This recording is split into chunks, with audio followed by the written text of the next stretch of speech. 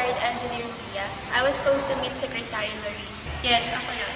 Welcome to the company, Engineer. Based here on the paper, you are the new understudy of Engineer Eliseth for the new building project of BUSA's second campus. Understudy? Yeah, you'll be shadowing Engineer Eliseth in preparation for her leave due to pregnancy. In the meantime, mag-observe ka muna on how things work. You'll act as her assistant and later on, you'll be taking over the project. Now, I'll introduce you to Engineer.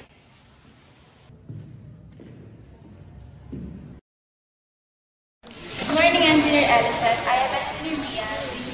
Hello, Mia. We're engineering with problema sa site.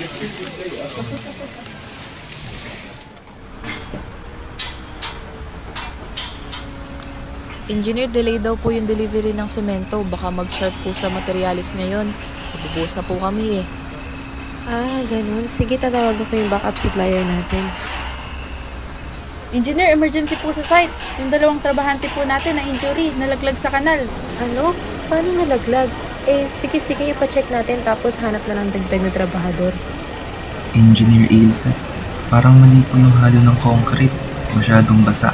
Baka humina pag tumigas. Stop muna ang buhos. Lau, tagdagan niyo ng aggregates, bawasan ng tubig. Mia, i-check ang ratio sa mixed design sheet. We don't pour unless consistency is right. Seems like the site that is studying and yes, I don't get naman kanina, but I did not expect that it is this hard. It seems like everything that is done for you, for nothing. Diba talaga? Mia, I know it is hard. We've been there. But trust me, it doesn't get better. But we learn. It is hard for us engineers, but it's also hard for the laborers on site. Speaking of labor, malapit na ako mag-release. So we will be taking over with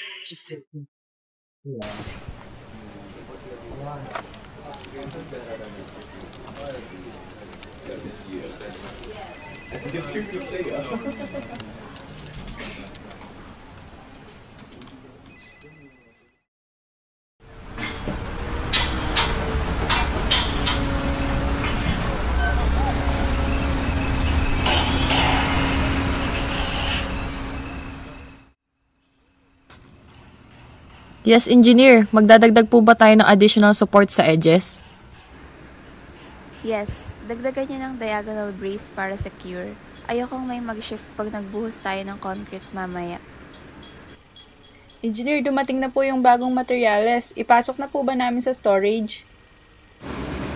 Sige, pero double check niyo na lang yung delivery list para sure na sakto yung dumating sa atin for clarification sa supplier. Thank you.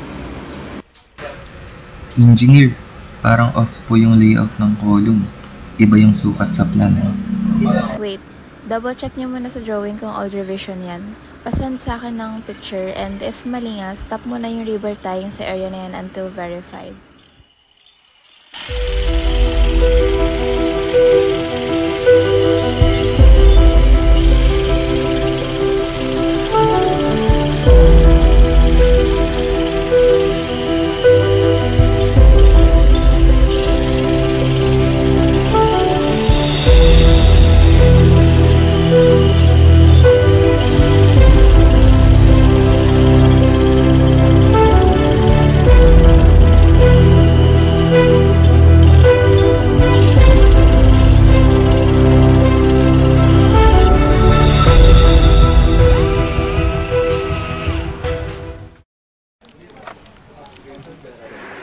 Engineer Mia, I must say, anak na yung over the past 2 months. Thank you, Seth, but may I request a copy of this delivery list? I just want to verify the orders if everything is fine. Wow, very professional. I can see how those months na wala ako na-handle mo ng maayos ang project and you take good care of the site. Thank you, Engineer Mia. Masyado ko lang pinalikan ako para mawawala na ako ng trabaho. Siya bumalik sa ako kasi hindi na i-handle na I just got the news from our higher ups. They're promoting you.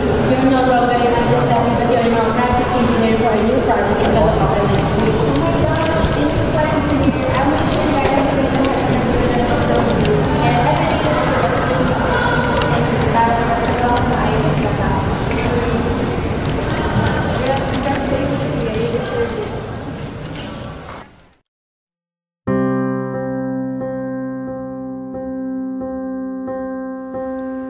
As I welcome myself to this new journey of working on site, managing countless tasks, and racing against deadlines, I've realized that life can be truly challenging. Being an understudy has been quite a ride of emotions. Happiness, sadness, frustration. You can feel everything all at once.